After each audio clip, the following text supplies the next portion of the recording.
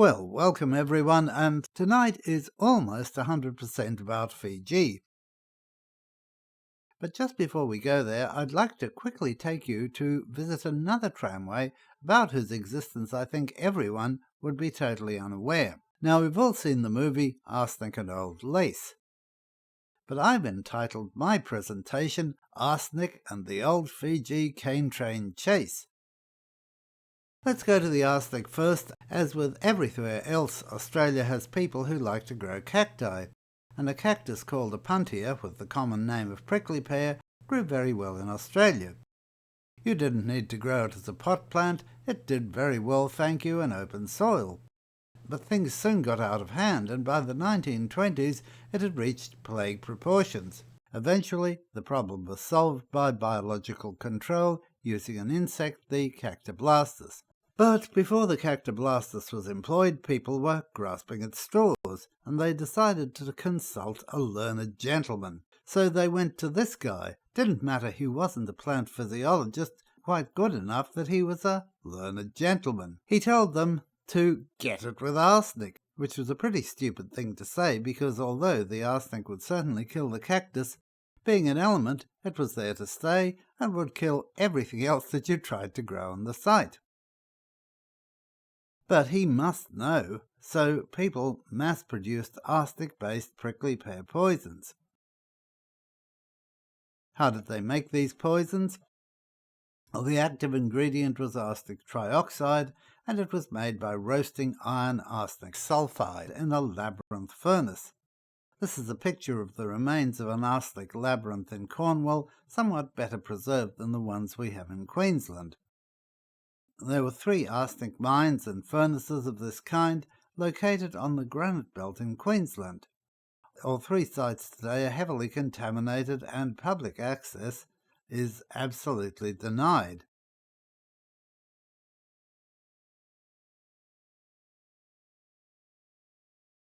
My entree was being sent as a consultant to look at what could be done to remediate these sites. And look what I found when I was doing the site inspection. So the arsenic mine cum furnace site had a 2-foot gauge tramway. I wouldn't get too excited, I don't think they had 26 steam locomotives. It would have just been a hand-worked operation that served the mine and probably the furnaces as well. But I think this is a first for the Light Railway Research Society because I don't believe we've ever looked at an arsenic tramway before. If you want to find more about this operation, I think Ruth Kerr, with her connections at State Archives, would be a good place to start. I wouldn't ask the Queensland Department of Natural Resources and Mines for permission to enter any of the sites because the response will be a great big no. Obviously, if you're a railway modeller, you can let your head go and build the most elaborate arsenic tramway anyone ever dreamed of. Now, time to head to Fiji. What does everyone know about the place? Well, a chain of islands. A tropical paradise.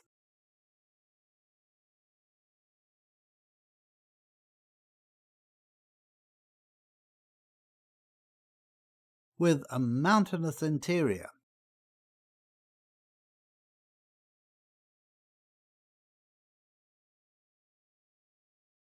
And they grow sugarcane there as well. And they have an airport, rather a large one because, as this photo, which is nearly 50 years old, shows, in the past flights from Australia to North America weren't non-stop. They had to make stops at Fiji and Honolulu. Today, people go to Fiji as tourists. So you get there, you catch a taxi or a bus or get in your hire car, anxious to get to your hotel and the beach. But then you find that this is no ordinary tropical paradise. The beach sure seems a long way off.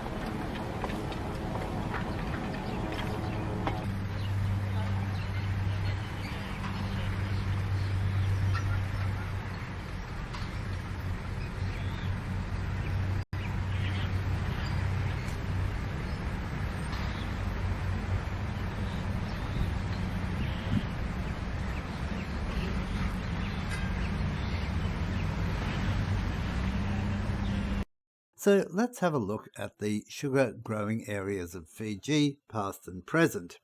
Before I show you these, I have to tell you one unusual thing about the Fijian language.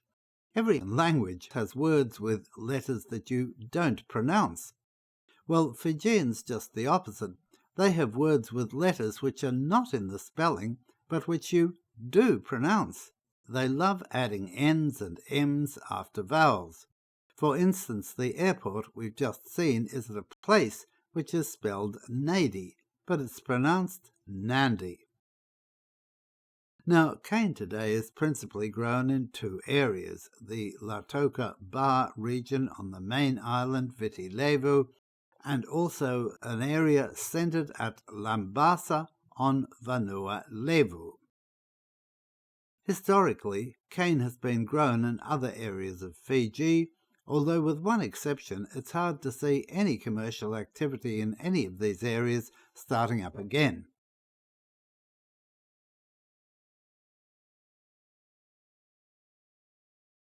The first two attempts at a sugar industry in Fiji were on the southern side of Tavuni Island and on the southern side of Vanua Levu. Both employed tramways of unknown gauge worked by horses.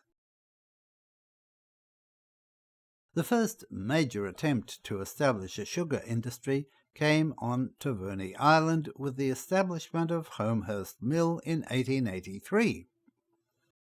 The mill had a 2'6" gauge tramway and operated successfully for 4 years, only closing when the financier went broke. And Homehurst Mill was the first to use locomotives. The route was uphill from the mill and downhill towards the mill. This was a fairly common thing in the early days of the industry, and even today cane is still grown on hillsides. And by the way, just a tip, if you're ever doing a presentation on these early tramways and need a map, go to the scuba diving sites. Anyway, the first engine was a failure, but the second was a winner.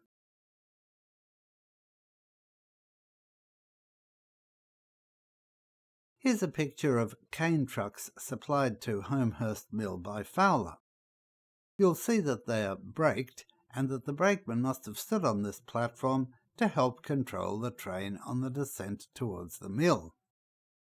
We know from an audit at closure that Homehurst Mill also had unbraked cane trucks, about 3 times as many as the braked ones. Did this mean that every 4th cane truck in the rake was braked? Nobody knows. Okay, so Homehurst Mill is closed, and the next initiative was on Mango Island. A sugar mill was established there in 1884. They had a tramway of 20-inch gauge, worked by horses, and again, the pattern of operation was empties pulled up the hill and gravity working for fulls. The mill lasted for 11 years, after which the boilers were sold to Penang Mill. The tramway equipment was also sold off, but nobody knows where it went. Attention then turned to the eastern side of Viti Levu. Numerous schemes were commenced in the area around Navua, and the more significant of these are summarised on this slide. Firstly, Sharp and Fletcher. Then the Deuba Sugar Company. Finally, Stanlake and Lee, which became the nucleus of the Fiji Sugar Company and subsequently the Vancouver Fiji Sugar Company. By the way, although the Fiji Sugar Company has the same initials as the present-day Fiji Sugar Corporation, the two aren't connected in any way. Of the 3 operations, the Stanlake and Lee operation was the one that survived and prospered. They acquired a new locomotive and also inherited equipment from the other failed operations in the area. Subsequently, the operation was purchased by British Columbia Sugar, who owned plantations in the West Indies.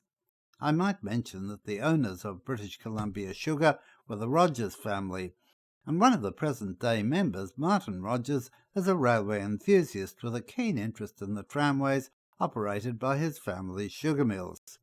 He's also a model engineer and has built a model of a Baldwin that ran on the company's tracks in the West Indies.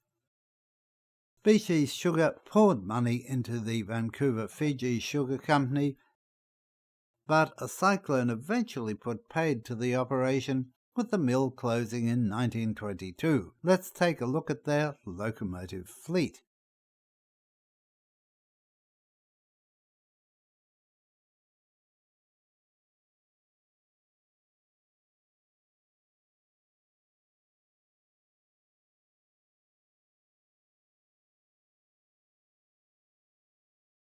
I suppose the most topical is number 3.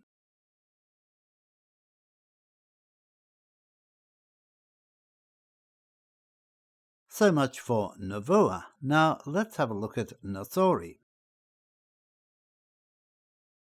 We're talking about the Rewa River, which is a tourist playground today, but was once an artery of cane transport. From the 1870s, people were growing sugarcane along the Rewa River. 2 mills were established, both making partial use of 2-foot gauge tramways.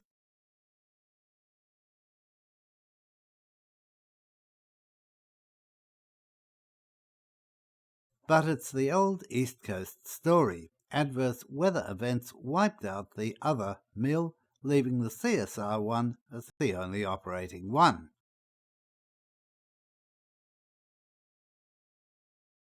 Nassori Mill kept going, but the cane transport system was a patchwork of river and rail. Weather was always a problem in the crushing season, and finally the commercial cane sugar content, or CCS, of cane grown in this area was well below that from plantations that came to be established in other areas. Here are some of the members of the locomotive fleet.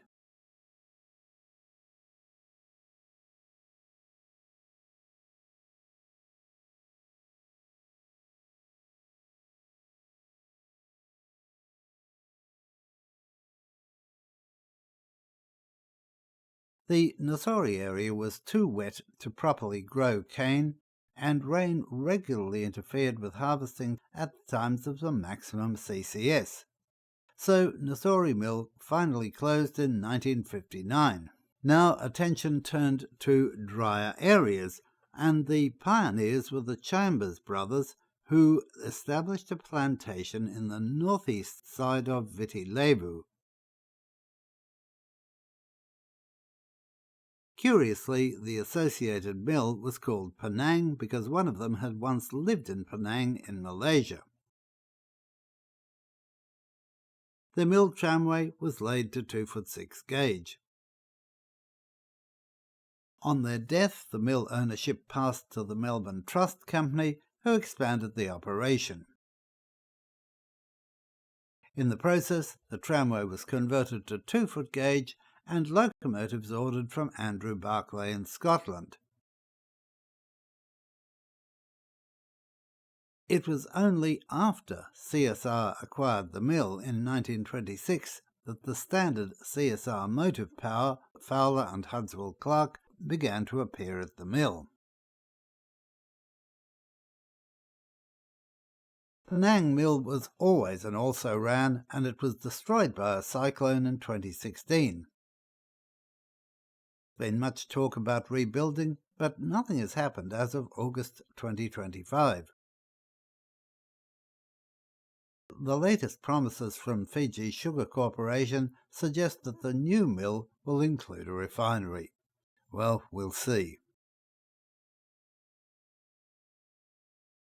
So, time to move to the major sugar-producing areas of Viti Levu, and that is the Bar Latoka area in the west coast. The problems at Navua and Nassori underlined the old saying, "Go west, young man." Generally, conditions are drier on the west coast and the area is less prone to extreme weather events. The area is served currently by 2 mills. The larger at Lautoka, theoretically capable of crushing 6,100 tonnes of cane per day, while Rarawai Mill is theoretically capable of crushing around 5,000 tonnes. But I would say that the actual amount crushed varies quite considerably and is often quite a bit lower than that, perhaps about 2/3 of those figures. Rarawai Mill was the first West Coast mill to be established and at first crushed in 1886. Their early tramway was populated by 040 tanks. Rarawai extended its tramway inland to Tavua. Wherever they could, they built the tramway along coastal lowlands so as to avoid earthworks, something I'll come back to later on, and this may be coming back to bite them. The original mill was located further down the Bar River and had no bridge, so cane had to be delivered by loco to a punt. Eventually the mill was moved a short distance upstream and a bridge built. This was one of the largest bridges on the system. The other was on the Singatoka River in the south.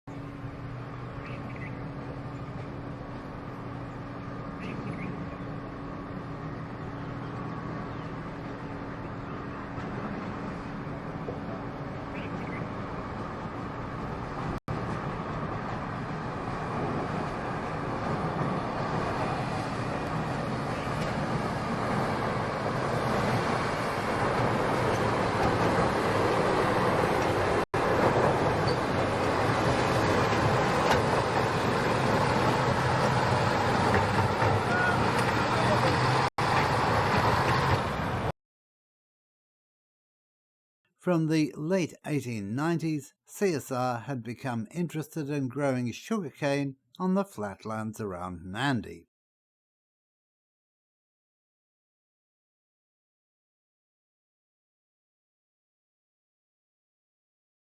In the early 1900s, plantations were established and a tramway was constructed. The mill was constructed between 1901 and 1903.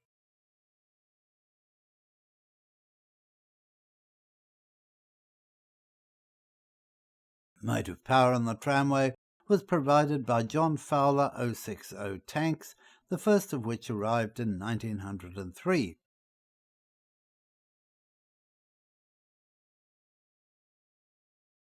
Well, there was an impetus to extend the tramway south to Lautoka, which, unlike Bar, had a good harbour for export of sugar. The government agreed to this move on the condition that the tramway carried what they called bona fide passengers as well. And the first official working was a passenger special on December the 8th, 1906. There was a push to expand the tramway to the Singatoka area, 83 miles or 132 kilometres from Lautoka. A proposal for a mill at Singatoka had been rejected. So the line came into being, making the Rarawai-Kavanagasau light railway one of the world's longest 2-foot gauge systems. I'll say more about this later, but the system has been cut back in recent years. Now to Vanua Levu and Lambasa Mill, and my apologies to any Lambasa addicts, but we're running short of time, so I'm going to skim over this one a bit.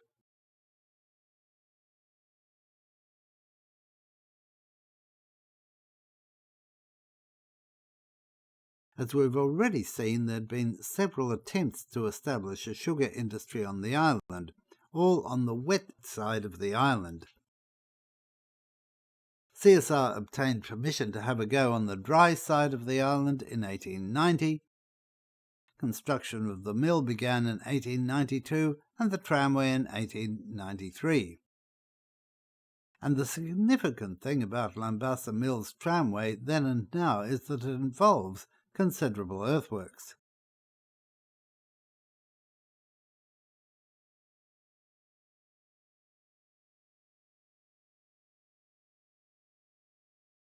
If you're wondering how that loco shed got in that condition, it wasn't a cyclone, it was the next best thing, a boiler explosion. So they were right up there with the cure in 1889. Now, who was running the show? I think this floating bar graph says it all. It was CSR all the way until 1961. With independence in the wind, CSR came up with a cosmetic solution called South Pacific Sugar Mills. They still held 98% of the shares. You can see that this engine was a veteran of that period with the SPSM painted on the side.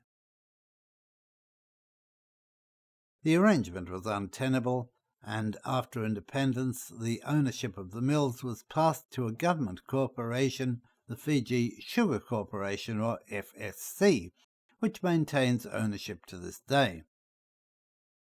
And who sorted all this out? Well, the British government's Mr. Fix-It, Lord Denning. He was a busy chap. He not only had the Fiji sugar industry to deal with, he also had to sort out Christine Keeler.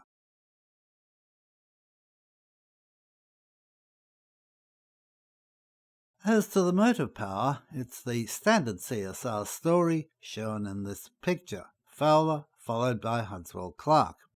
And the guy in the pith helmet is lucky that this was a 1950s shot. He'd get 10 years today for putting his hand on that little boy's shoulder.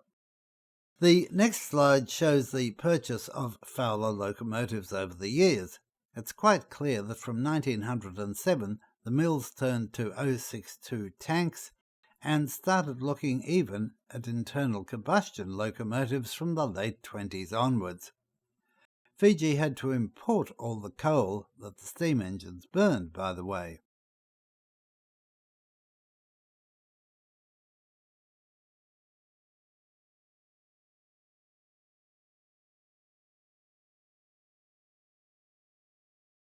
For the most part, the six-coupled Fowlers ran as tender tanks, using tenders usually supplied by Clyde Engineering in Australia.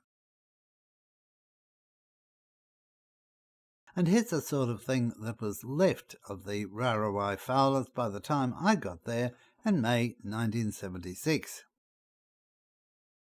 With the expanded activity and the Singatoka extension, bigger power was needed, and CSR turned to Hudswell Clark. I haven't bothered to add in the small Homebush-style Hudswell Clark at Penang, but it would have had a tractive effort of the same order as the Fowlers. And here's the supply statistics of Hudswell Clark locos that went to Fiji. For simplicity, I haven't bothered to break these down into size categories, but you'll notice two Hudswell Clark diesels sneaking in here as well.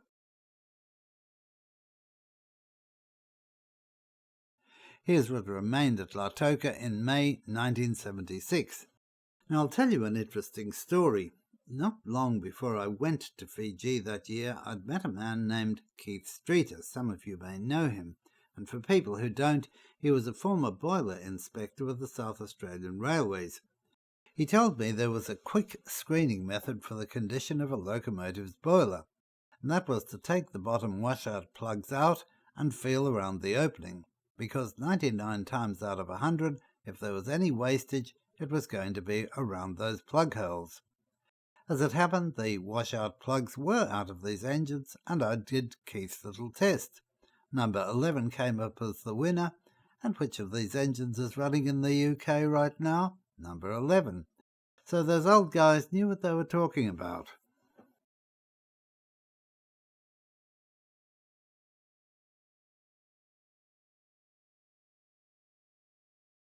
Then there was another Huntsville-Clark relic in the shed, equally deserving of preservation, although it never got it. I've never seen a photo of one of these engines on a cane train, but I'd certainly like to. So what about this passenger service that they were supposed to provide? Well, in the early days, and if you were Indian particularly, you just rode the bagged sugar trains. Mind you, things were a bit better if you were a CSR official. In 1915, though, the Free train got its own special engine, Huntsville-Clark 440, probably the most celebrated engine in Fiji. And those men on the embankment, by the way, are New Zealand soldiers, the photo having been taken in World War II. They obviously didn't seem to think there was going to be a Japanese invasion that day. Well, the Free train loco worked until 1960, when it was replaced by a diesel. The Free train itself ceased in 1973. For all its uniqueness, the Free train loco was left to rust away in Churchill Park, Lautoka, and was eventually cut up. Our only reminder of the engine is Don Borum's wonderful 16mm gauge model. Huntsville-Clark also supplied a saddle tank 040T, which shunted the docks at Lautoka. This engine was later plinth at the mill. Well, in 1979, Lautoka Mill turned 75, and both the 060 number 11 and the saddle tank number 19 were returned to working condition for the celebrations in early January. Number 11 hauled the official train, and number 19 gave joyrides around the docks. I happened along about a week after the big day, and here they both are. I think this is the only photo I've ever seen of number 19 in its restored condition for the celebrations.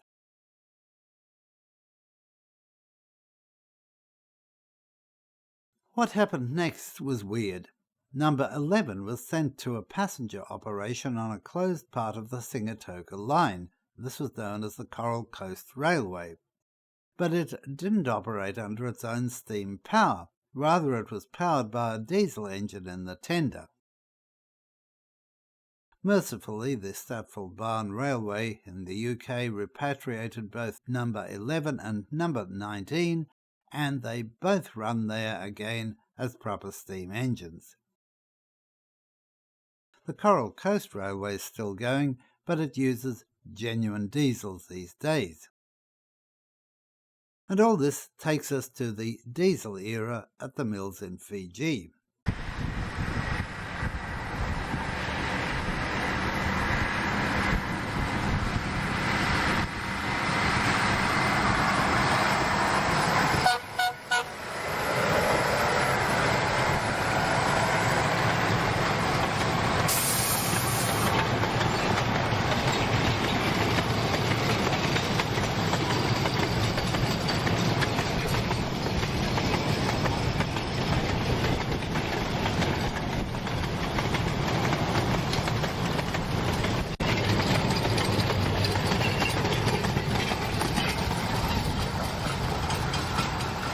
Here's a floating bar graph to show the supply period of various diesel loco builders.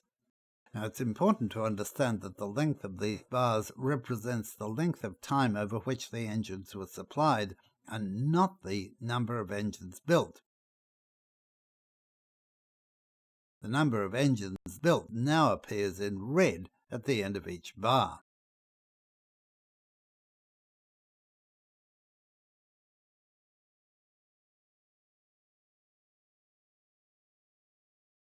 Motorrail have been the longest-term suppliers and have supplied a large number of new locos. If you wanted to set up a simplex museum, Fiji wouldn't be a bad place.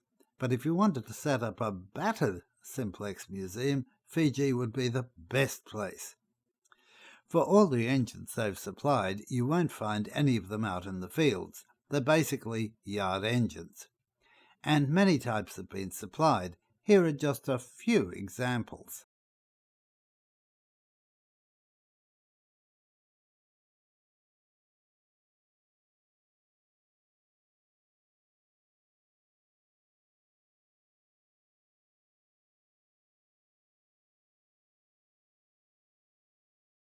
And here's one of them in action at Penang Mill.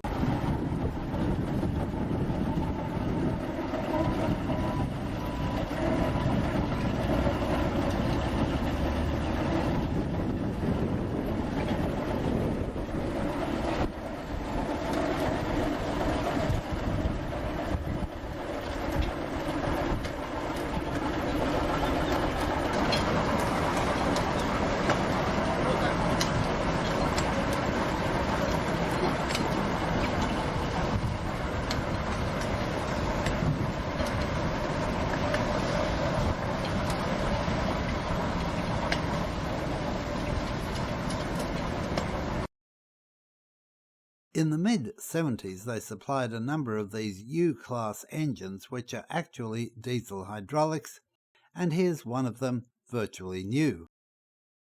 And here's what they've made of it in a couple of years. Whoever ordered these engines must never have watched a rugby league test match involving Fijians. They just don't fit in the cab. Never mind, the resourceful crews work from the steps.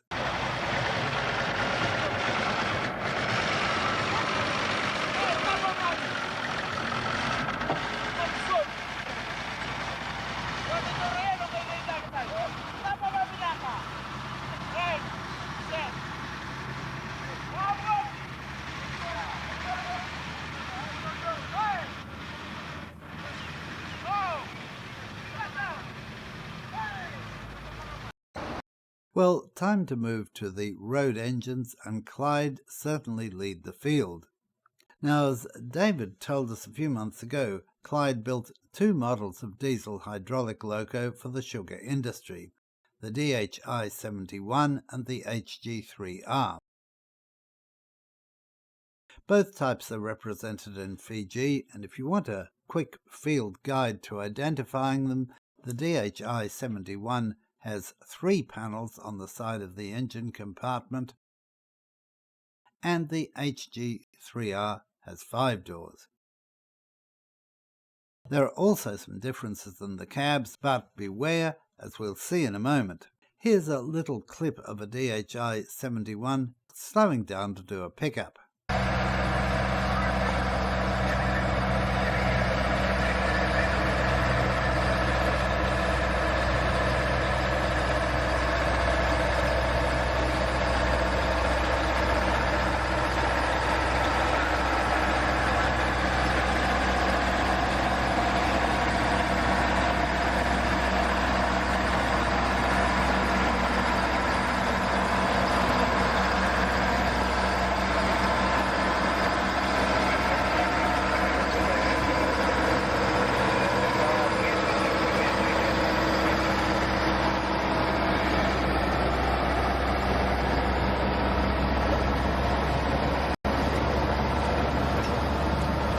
And we'll let him do his pickup as we go south of Nandi to see an HG3R in action.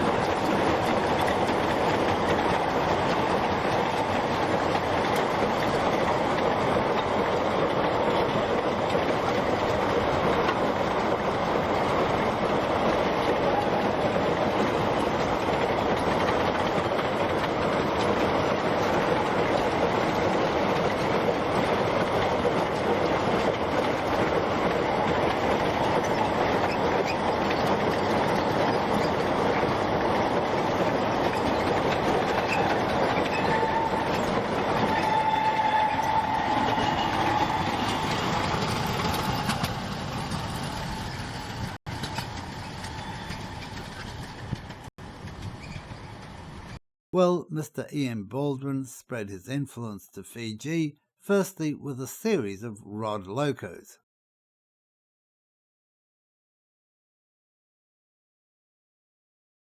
And here's a Rod Baldwin heading a train of empties out of Lautoka Mill.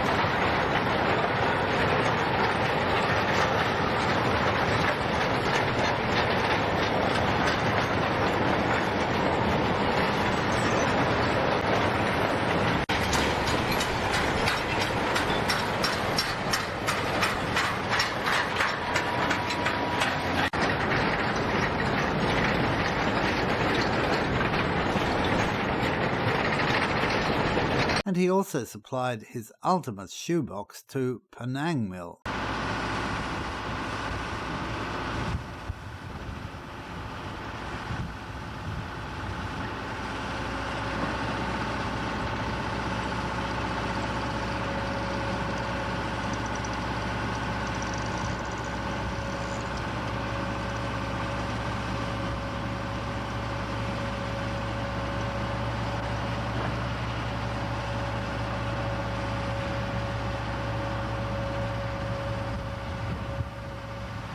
As you probably saw from those floating bar graphs, Mr. Baldwin also supplied a number of bogie diesel hydraulics, and the best place to see these is on bulk sugar trains from Rarawai Mill.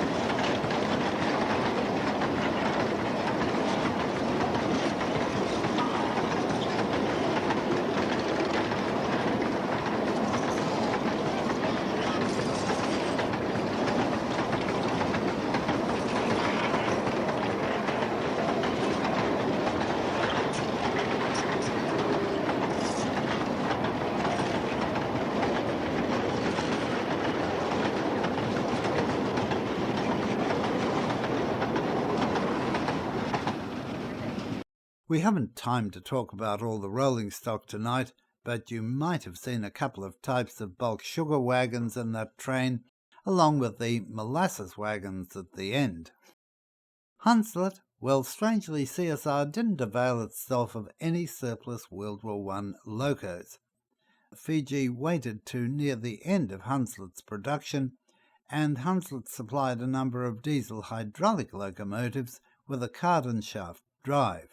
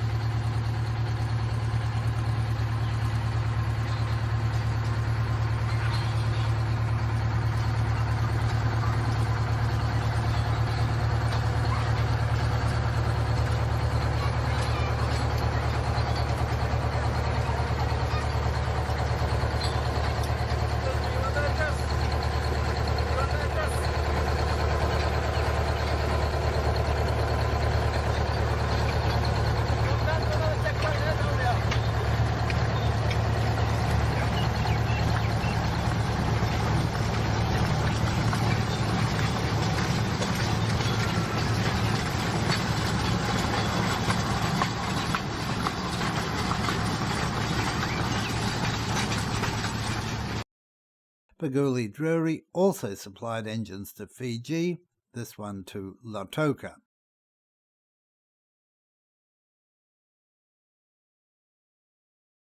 And this one was specially built for Penang.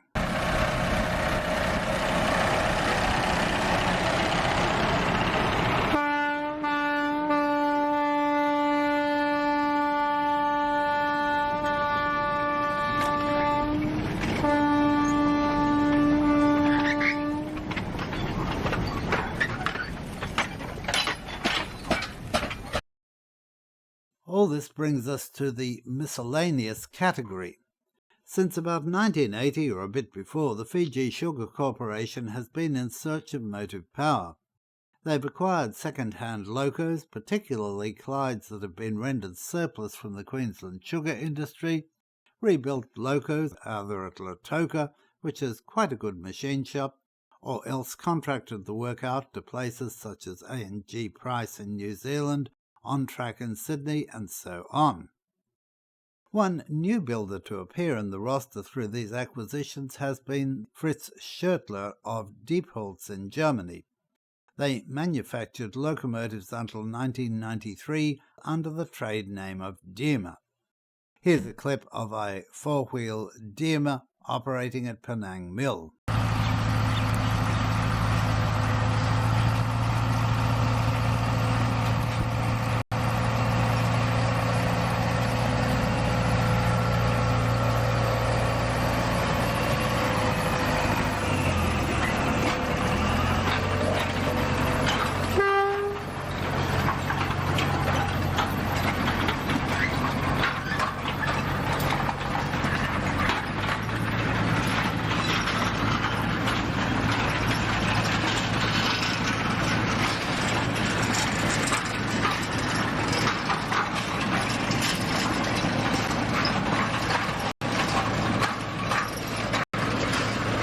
The majority of canes still cut manually. Some is brought to the main line by the traditional method using portable tracks and bullocks to snig the cane trucks.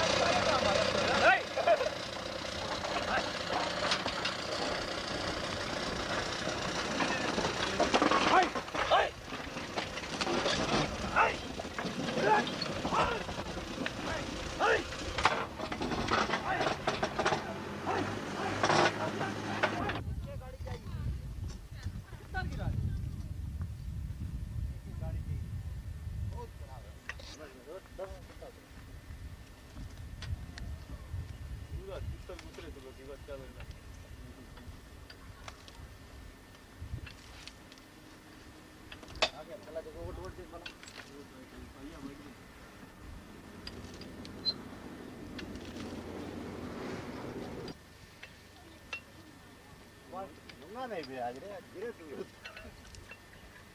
दो feet निकाल के board करवा था कितने निकाल के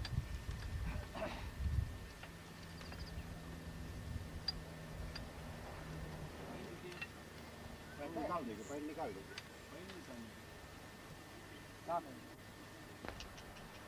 हाय हाय दो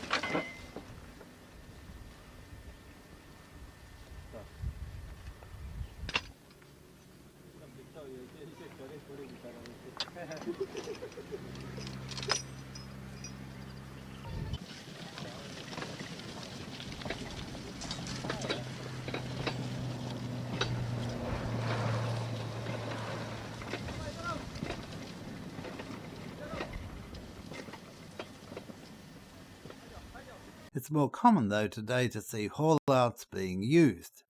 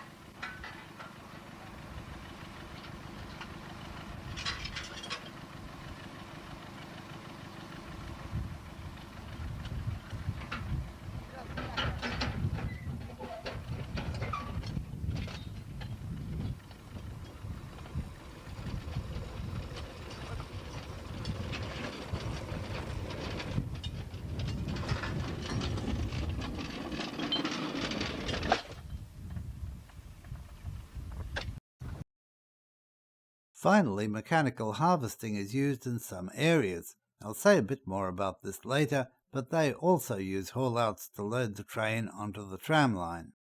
So now, let's see some shots of field trains. Firstly, Mr. Baldwin's ultimate shoebox in action at Penang.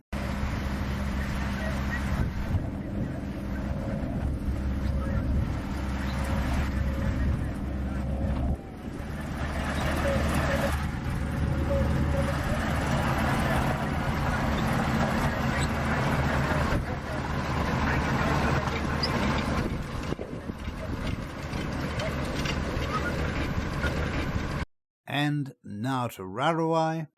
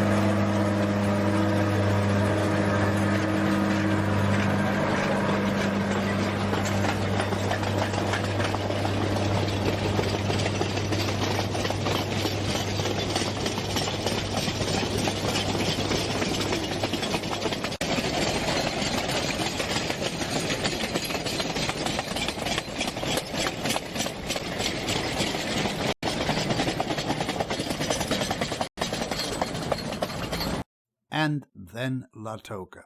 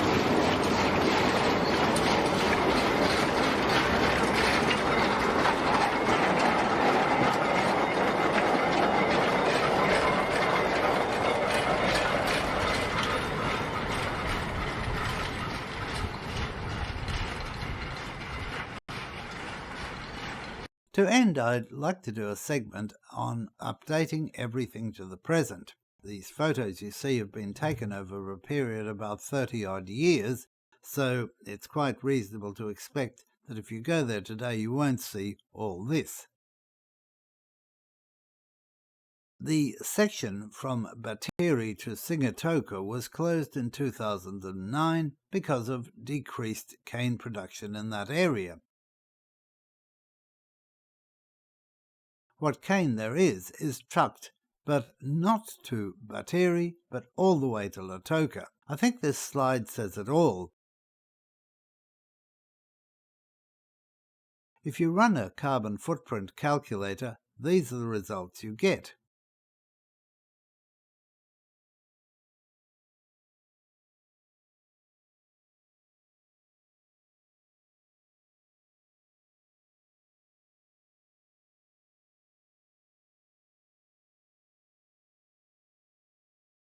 The South Sea Islands are an area greatly troubled by sea level rise. People from neighbouring Kiribati have had to be resettled on Vanua Levu.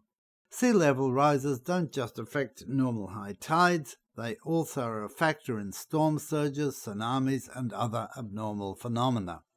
This map shows modelling of the vulnerability of areas of Viti Levu to tidal inundation if our present rate of sea level rise continues to the end of the century. As I said earlier, mechanical harvesting has reached Fiji. The limitation has been that the harvesters had rubber tyres and were limited to flat ground. A Japanese-built harvester with rubber tracks is being trialled this season, and it's hoped that this will broaden the areas that can be harvested mechanically. There's no doubt that trains hauling mechanically cut cane will be a more common sight in the future.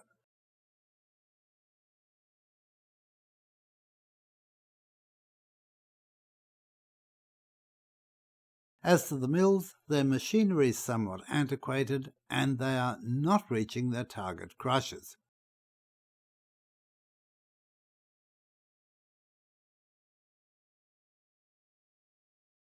A recent Chinese report suggests that a super mill be built nearby.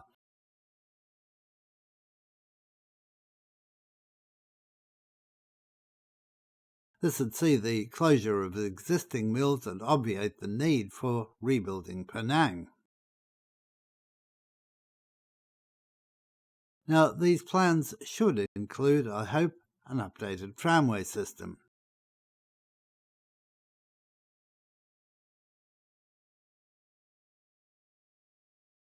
There's been a general decline in tramway activity over the years in favour of road transport. Some farmers have expressed their dissatisfaction with the rail transport system, but reviews have consistently shown that rail transport's the most efficient way of bringing cane to the mills. There will hopefully be an incentive to upgrade and extend the tramways with the acquisition of additional motive power. The Clydes, for example, are hovering around their half-century mark. In fact, they're older than the Hudswell-Clark diesel was when I photographed it in 1976. For us, we'll hopefully see some rail fans deploying drones, particularly to get coverage of cane trains in coastal areas where road access has not been good.